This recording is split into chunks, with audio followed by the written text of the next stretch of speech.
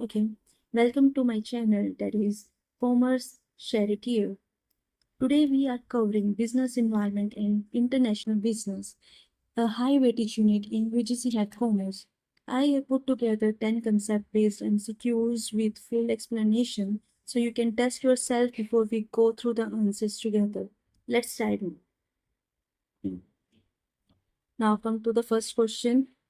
This question is about which combination best defines the term business environment? What does it mean?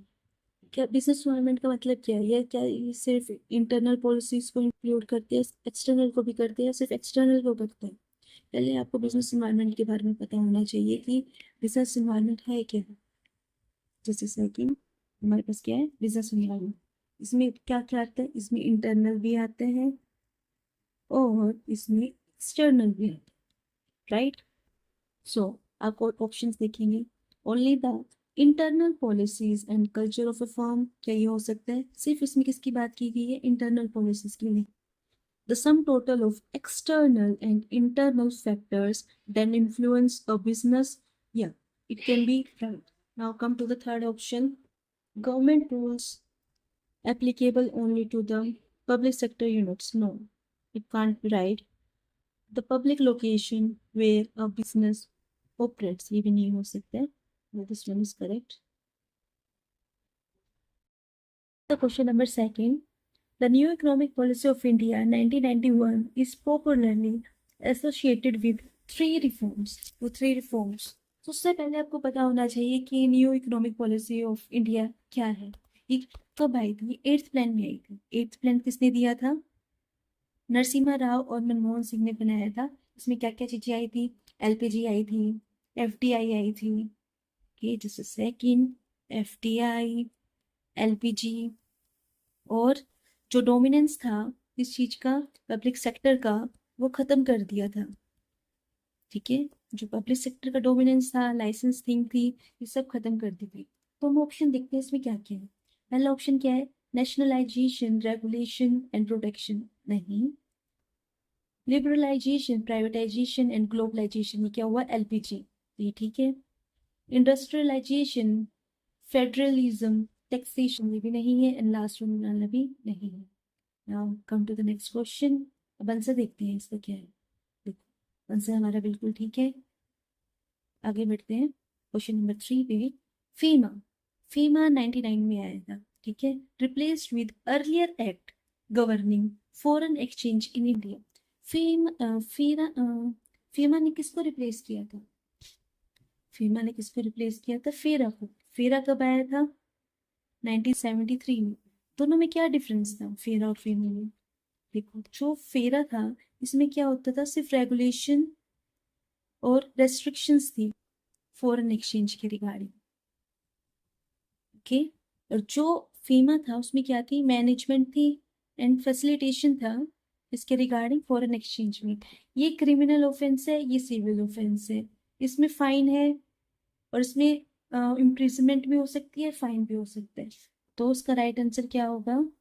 1973 फेरा, okay. ये fourth question, under foreign trade policy, which body is primarily responsible for regulating exports and imports? जब भी आप export import देखते हो आप directly से भी टिक कर देते हो, नहीं। पहले क्वेश्चन में देखो पूछा क्या क्या है। अगर गुड्स की बात आती है, गुड्स के रिगार्डिंग क्या चीज रिस्पॉन्सिबल होती है? डीजीएफटी। इसके रिगार्डिंग होते हैं गुड्स के रिगार्डिंग, राइट। अगर सिक्योरिटीज शेयर मार्केट के बारे में बात होती है तो सेबी का आंसर है, ओके। इसका आंसर क्या होगा फिर? Securities and exchange board of India. इसका आंसर देखते हैं। Now come to the next question, which of the following distinguish FDI from FPI? FDI की फॉर्म क्या है? Foreign direct investment, and FPI foreign portfolio investment. So FDI क्या होती है? Long term के लिए होती है, शॉर्ट टर्म के लिए होती है। ये किसके रिगार्डिंग होती है? एफडीआई ओनरशिप और कंट्रोल के लिए। किसके रिगार्डिंग होती है? ओनरशिप एंड कंट्रोल के लिए। ये लॉन्ग टर्म के लिए होती है और ये किसके लिए होती है? इन्वेस्टमेंट होती है। ये क्या होती है? इन्वेस्टमेंट, जो शॉर्ट टर्म के लिए होती है। ठीक है। ये शेयर्स में भी हो सकती है, बॉन्ड्स में भी हो सकती है, पर इस पर आपका कंट्रोल नहीं होता। उसमें कौन से ऑप्शन आ सकते हैं? पहला ऑप्शन देखते हैं, FDI involves control management in interest, FPI is passive investment in financial asset. ठीक है, ये शॉर्ट टर्म के लिए, ये लोग गलत हो गया है। सिर्फ सर्विस सेक्टर के लिए नहीं, ये भी नहीं हो सकता, कोई डिफरेंस नहीं है, ये भी गलत है। राइट आंसर क्या होगा? इसका आंसर चेक करते हैं। A is right answer. Now come to the next question. The World Trade Organization (WTO) came into existence in which year, replacing GATT? GATT कब आया था? GATT 1947, right. इस ये क्या करता था? सिर्फ गुड्स को एक्सचेंज करता था, सिर्फ गुड्स की ट्रेडिंग होती थी। तो उसको रिप्लेस इसने किया WTO ने, कब? 1995 में। इसका राइट आंसर क्या होगा? बी। ओके, नाउ अब इसका राइट आंसर देखते हैं। B right answer. Now come to the next question.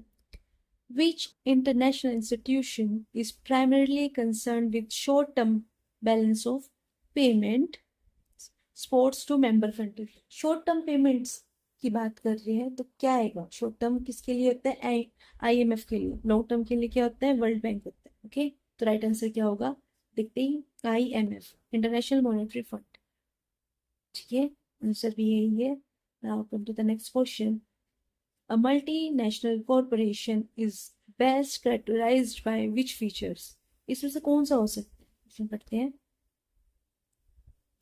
Operational confined strictly to the home country? No. Ownership and control of assets and production in two or more countries? ये ठीक है। अगर दो या दो से ज्यादा कंट्रीज में ये ट्रेड करती हैं तो उसे क्या बोलेंगे? एमएनसी। और उसमें एफडीआई भी होती है, फॉरेन डायरेक्ट इन्वेस्टमेंट भी होती है। ठीक है। Exclusive focus on export of raw material only? No. Mandatory government ownership? नहीं। तो राइट आंसर क्या होगा? बी। इसका राइट आंसर क्या है? B. Now come to the next question. Balance of payment of a country is a statement that reports. जो balance of payment होती है वो क्या रिकॉर्ड करती है? ये सभी को पता है। All economic transaction between resident of a country and the rest of the world over a period. Right answer क्या होगा? बी। इसका राइट आंसर क्या होगा? B. Okay. Which of the following is an example of a regional trade bloc grouping relevant to India's international business environment? इनमें से कौन सा एक रीजनल ट्रेड ब्लॉक ग्रुप है जो इंडिया की इंटरनेशनल बिजनेस इन्वायरमेंट से रेलिवेंट करता है? तो बता सकते हैं क्या हो सकता है? देखो, सेबी क्या है? नहीं। आरबीआई नहीं, सीबीडीटी नहीं। सार्क, सार्क क्या है? South Asian association of regional cooperation. इसका हेडक्वार्टर क्या है? काठमांडू, नेपाल में। ठीक है। इसमें ना सारी कंट्रीज, इसमें कौन कौन सी कंट्रीज आती है? 8 कंट्रीज आती है। Afghanistan, Bangladesh, Bhutan, India, Maldives, Nepal, Pakistan and Sri Lanka. ठीक है, ये आपस में ये ऑर्गेनाइजेशन होती है, इंटरनेशनल ऑर्गेनाइजेशन की ट्रेड कैसे करना है, कि कितना करना है। किस में आएगा? सार्क में। ये कब हुआ था? 1985 में। इसका हेडक्वार्टर कहाँ पे है? नेपाल, काठमांडू। ओके, इसमें कितनी कंट्रीज आती है? 8 कंट्रीज आती है। ओके, आज के लिए इतना ही। Thank you class and have a nice day.